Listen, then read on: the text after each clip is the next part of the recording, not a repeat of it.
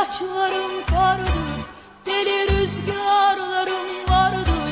Ovalar bana çok dardır, benim meskenim dağlardır dağlar, dağlardır dağlar, dağlardır dağlar.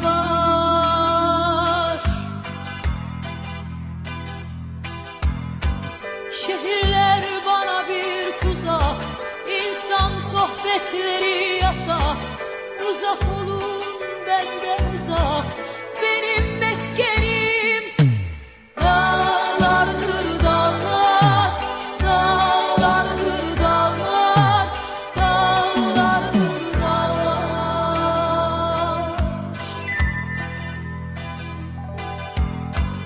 Kalbime benzer taşları, heybetli öter kuşları, göğe yakındır başları, benim meskenim